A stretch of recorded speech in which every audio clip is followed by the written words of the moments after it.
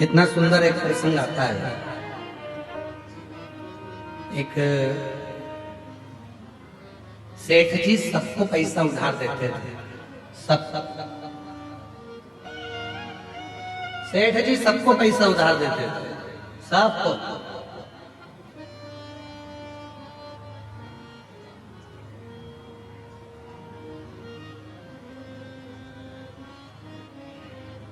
उनके बोर्ड पर लिखा था, हमारे यहाँ पैसा उधार मिलता है, जीते जी दे देना, नहीं तो मरने के बाद दे देना। बोर्ड पे लिखा था। और गिदम में भी कोई हो ऐसा जरूर पक बता दूंगा। एक सेठ जी के दरवाजे पर लिखा था, हमारे यहाँ पैसा उधार मिलता है, जीते जी दे दो, नहीं तो मरने के बाद दे देना। दो तीन चोरों ने विचार करा कि यार सेठ जी के पास बहुत पैसा है, बहुत पैसा। एक काम करते हैं कि ये सबको उधार देता है, कौन उधार मांगे? एक काम करते हैं, आज इसकी तिजोरी का पूरा माल निपटा जाता है, सब चुरा लेते हैं। जब इतना पैसा है और सबको उधार देता है तो सब चुरा लेते हैं, सारा के साथ। ठीक।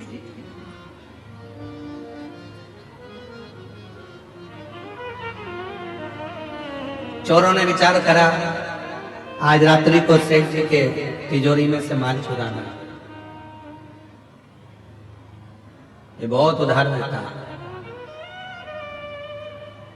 चल दिए। सारे चोर इकट्ठे होकर भैंस के तबेले में पहुंच गए, जहां पर भैंस बनती थी, जहां मईस बनती थी। छुप गए। सेठ जी अलमारी बंद करेगा, जाएगा और अपन पूरा के पूरा माल चुरा लेंगे। भैंस के तबेले में, भैंस के वाड़े में वो जाकर छुप गए, जहां भैंसे बंधी हुई थी। चोरों ने छुप कर बैठे थे। इतनी देर में भैंस आपस में बात करने लगी।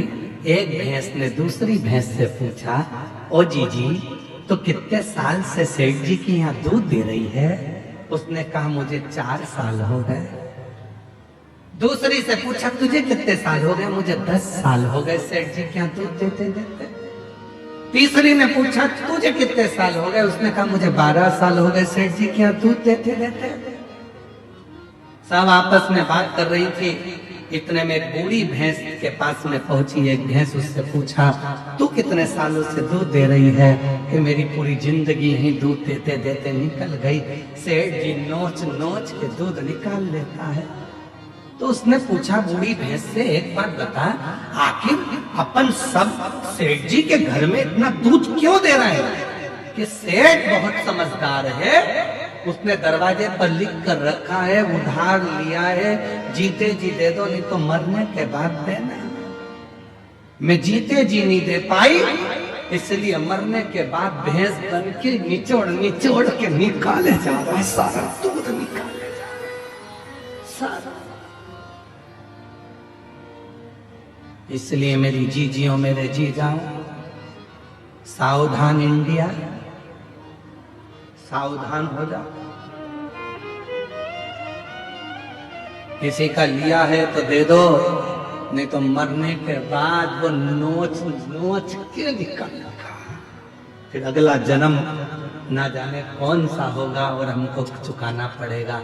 भगवान की कृपा है जो अच्छे कुल में जन्म लिया, भगवान की कृपा है अच्छे घर में जन्म लिया, भगवान की कृपा है अच्छी पत्नी, अच्छे बच्चे मिले, भगवान की कृपा है जो 2 रोटी खाने को मिली, भगवान की कृपा है जो पूरा शरीर अच्छा दिया, और भगवान की कृपा है जो कहीं अच्छे लोगों से मिला दिया, ये उसकी कृपा है। इसलिए प्रयास करो कि अच्छा कर्म कर कर जाना, बुरा कर्म कर कर उसके सामने पहुंचो तो मुख दिखा सकते, मुख दिखा।